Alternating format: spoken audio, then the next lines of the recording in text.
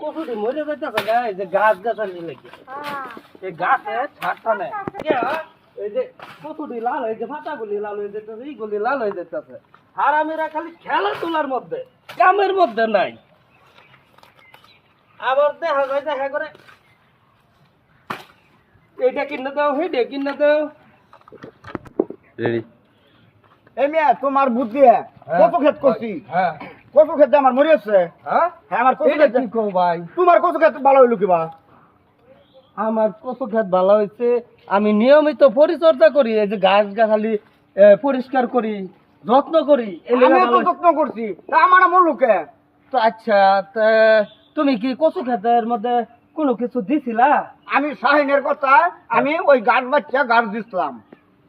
কি গাছ বাচ্চা বীজ দিছিলা? হ্যাঁ, বীজ দিছিলা, এর লেগে তো তোমার কচু মরে আছে। কচু যদি ঘাস মরে যা, বিষে যদি ঘাস মরে যা, তো কচু তো মরে যাবো। এটা বুঝতেছ না তুমি? তা আমার তো শাহিন বুদ্ধি দিল। শাহিন বুদ্ধি দিছে, শাহিন রে কি কোনো সময় ক্ষতি করছিলা তুমি? শাহিনে আমার খেতে এক বড়ি লাগছে, আমি না জবরে খাইছি।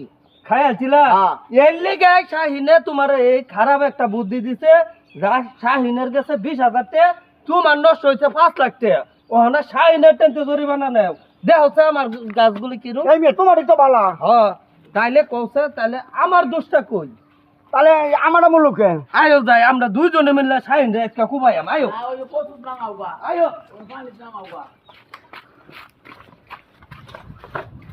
আয়ো, তুমি আমার সাথে আয়ো আয়ো, আজকে ওরা কুবাইলাম। তোমার ক্ষতি করছে, আমি একটা তোমার বুদ্ধিতে দেই।